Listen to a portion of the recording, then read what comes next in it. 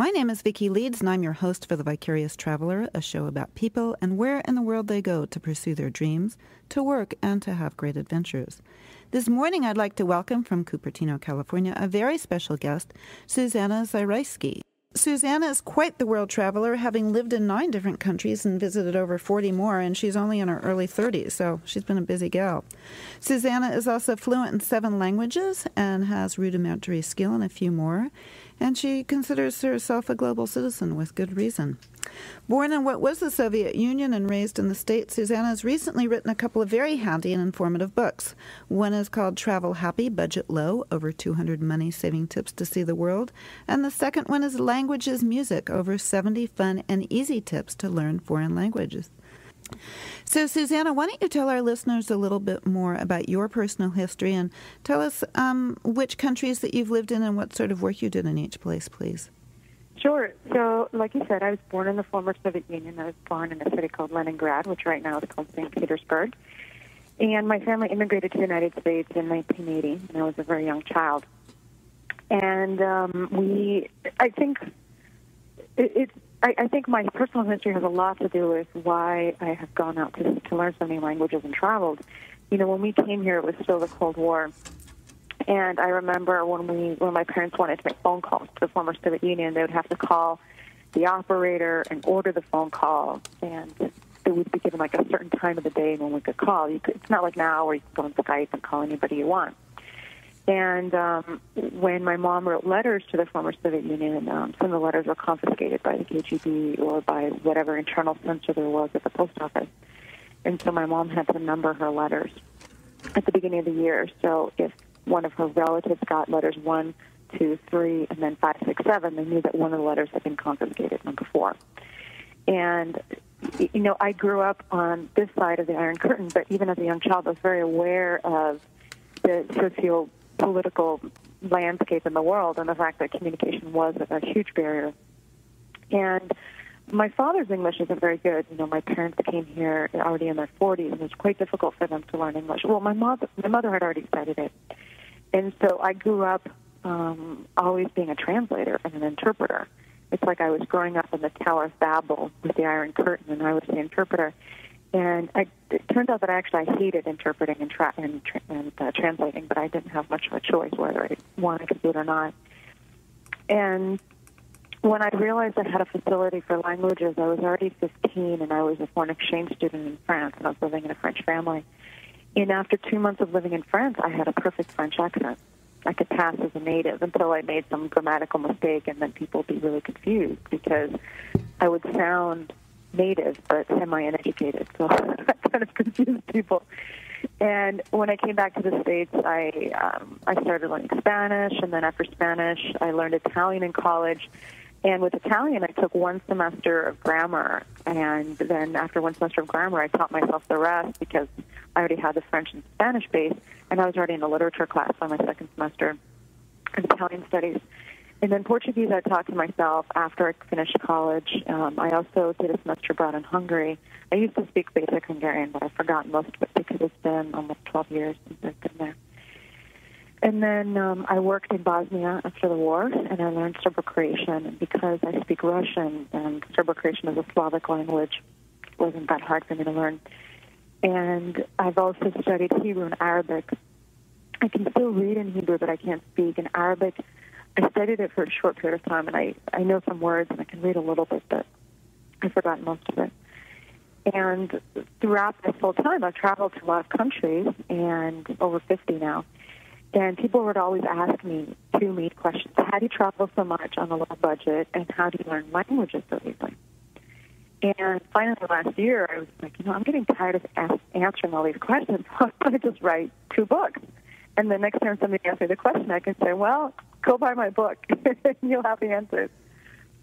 And so the travel book has over 200 money-saving tips to see the world, and they cover everything from frequent flyer tricks to packing issues, to food, to money exchange, and, all the different aspects of budget travel. And one of the reasons I wrote it is that people can get a location-specific book, like a Lonely Planet book for Thailand, which gives you options for low budget, medium budget, and high budget travel.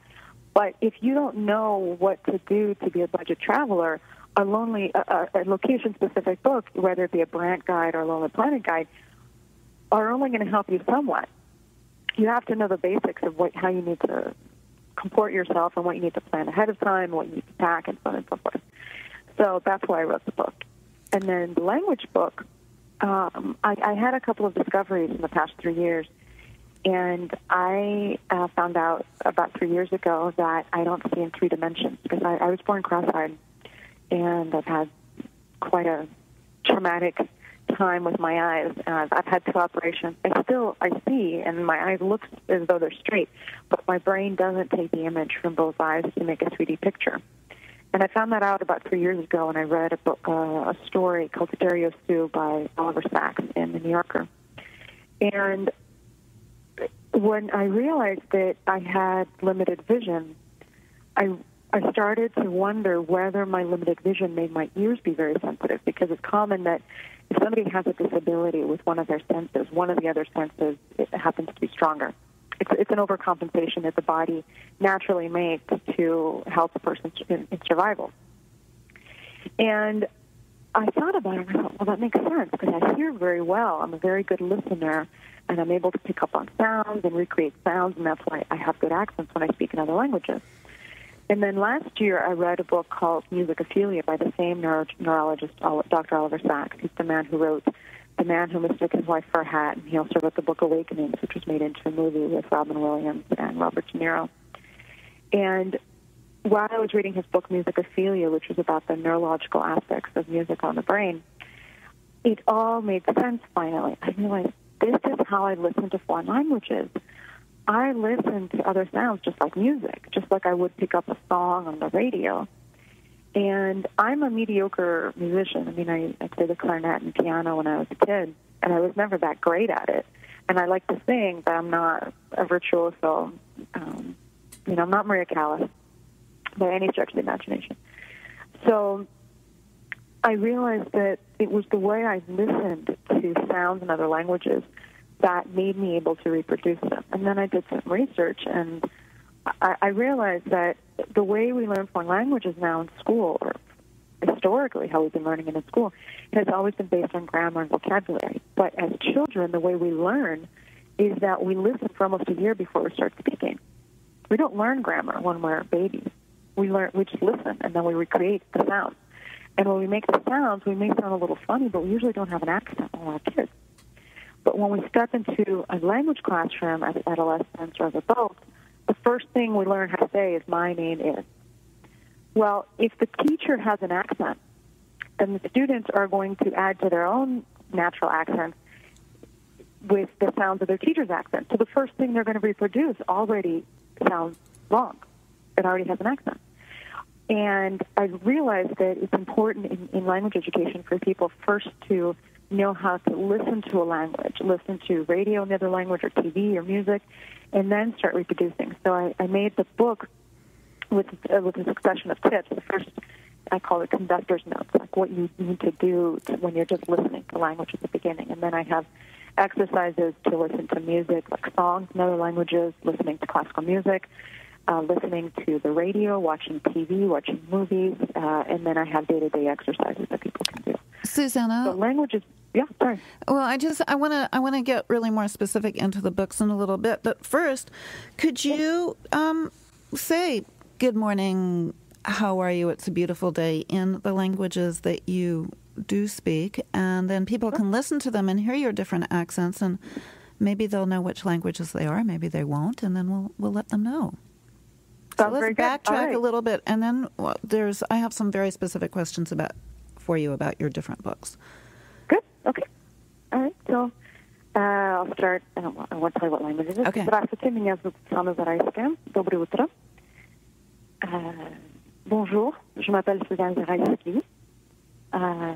Buenos días, yo soy Susana, la escritora de Languages, Music y Travel Happy Budget Law. Buongiorno, io sono Susanna. Sono la scrittrice di questi 2 libri. What's the next language? Dobar dan, ja sam Suzana. I think I covered all 7. I think you got